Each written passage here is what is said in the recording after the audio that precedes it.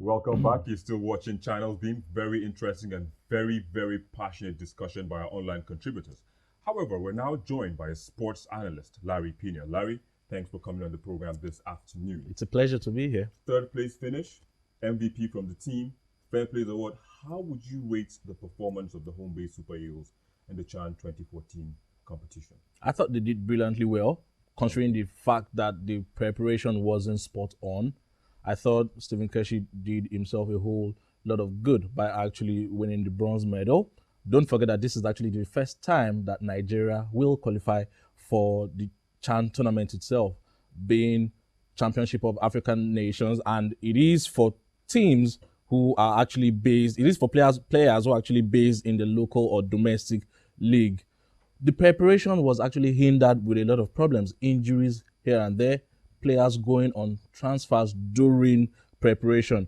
And that's why we didn't get to see players like Godfrey Obabuna, Gomondoku, Sunday Mba moved on. There were also injuries to players like Gambo Mohamed. So at every point in time, Keshi had to keep building his team. So going to that tournament, so many Nigerians didn't expect that the team will come good, especially after the first game where we lost to Mali by 2-1. But as the tournament wore on, the players began to understand themselves. They played better, defeated Mozambique in the second game 4-2, and then defeated South Africa. From that point on, we knew, okay, maybe there was no stopping these boys. And then from the jaws of defeat, they snagged victory against Morocco in the quarterfinals. After losing first half 3-0, they came back and then equalized 3-3 in the second half. That was a miracle. That's Cape Town miracle. It has been dubbed that. And then they went into extra time and won that. Unfortunately, they couldn't defeat Ghana in the semi-final. And then bronze. And here we are today, bronze medal. I think they've done well. What do you think are the loopholes that we need to pick and fix from what we've seen generally during the competition? The loopholes that we can actually fix would have to, first of all, be from the Nigerian body. I mean, talking about the NFF itself, the NFF itself, Nigerian Football Federation. They have to actually plan very well for this tournament. It looked as if there was no plan in place for the tournament itself. This is what I mean. When does our local league end? When does it start? Is it in conformity with other African leagues, European leagues? And then does it give the players enough time to concentrate for Chan? If, for instance, we now know that Chan is played in January of every even year, and then AFCON itself is played January of every odd year. What it means is, since we know it's January, we can strategize our local league to run from say March to about November. Okay. A gap or a window, to align with Europe, say June, July, August, so that players can go on transfer. That will be our own mid-season. And then league ends by November. And then you have December to go into close campaign. And then you stretch into January, and then you're ready for Chan. Not that your league is ending August, September. You have 4 months and you claim players are rusty. That's what I think they can do. I also think there should be a special coordinator for local league. I mean, a special coach. Maybe an Amokachi or an Ikeshoromo, making sure that he attends games every weekend. So if you're in Ejebode today, you're in the Kalopinda Stadium tomorrow, you're in Sokoto, you must go round so that you can get the best players. Just by saying that, I mean, they always talk about funds, not having funds. Don't you think it's going to cost the NFF a lot of money sending these coaches round the weekend matches in the local league? If you want to get the best, you must spend money. I mean, we just got 42.5 million from this tournament by the fact that we came third. I mean, we were paid $400,000. If you convert that, that's 42.5 million. This money should come back into the league. And talking about funds, that's exactly what you spend it on. I mean, you spend money on match commissioners, and you have how many match commissioners? 10 every weekend when the matches are going on. You spend money on referees indemnity. You spend money on so many things. So you should be able to spend money on your coach, who will go around. Not every game. Maybe just one. You choose one, like Roy Hodgson of England. He will choose one game to go and watch. Maybe Man City and Manchester City and Chelsea, which will be played today. Just that kind of game. He will just go and he will watch. So just one will be okay. That's what I think can actually be done, so we can develop more players. Just to wrap it up and very quickly, I mean, there's a call that some of these players should go to the World Cup. Do you agree? And if you do, which of these players should join the party in June in Brazil?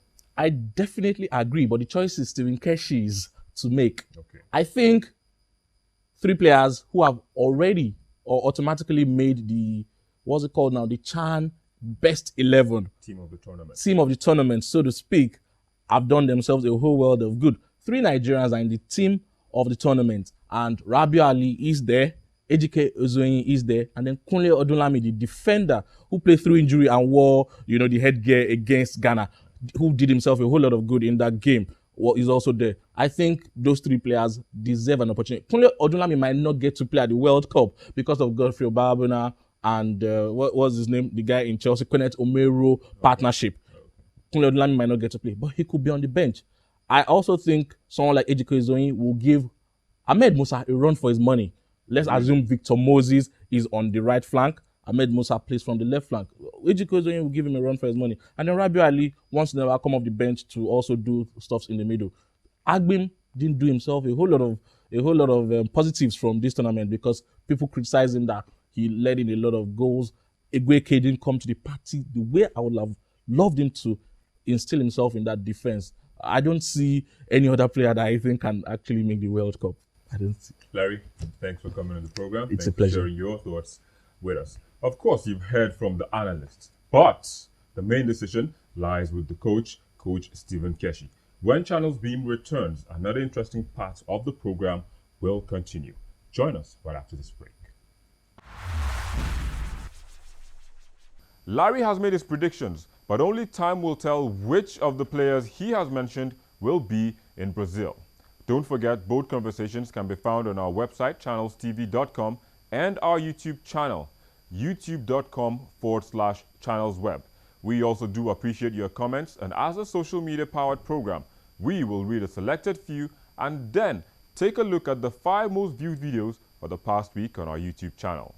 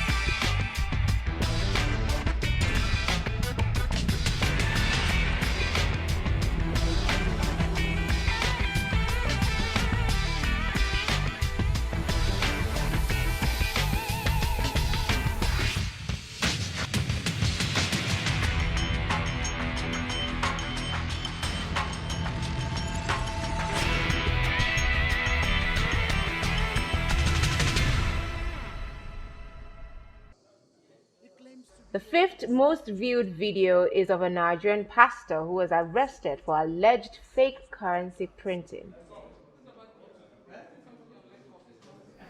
Law and morality cannot be, they are not mutually exclusive. There has been At number 4 is a video of a lawyer who said the recently enacted Gay Rights Act will enhance morality.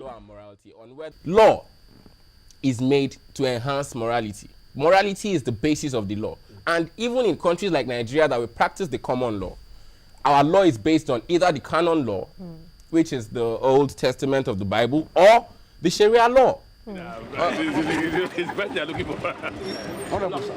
video footage of Nasir El-Rufai leaving his Abuja residence to the office of the DSS with his wife, Governor Amechi, Senator Ngige, and others is the 3rd most viewed video. That's not shown. I said elections should be free and fair. If they are not free and fair, there is likelihood of violence. This has happened at least 4 times in our history.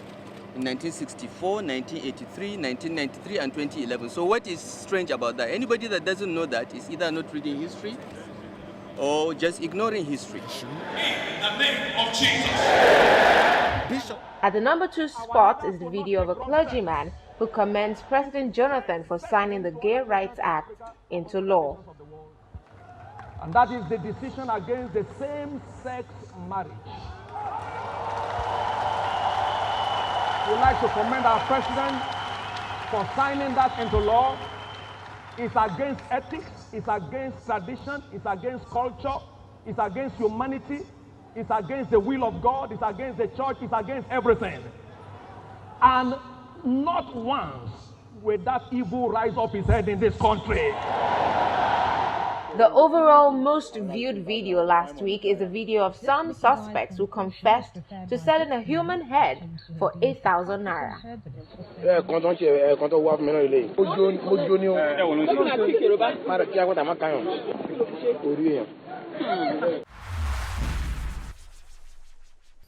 you go, the 5 most viewed videos on our YouTube channel for the past week.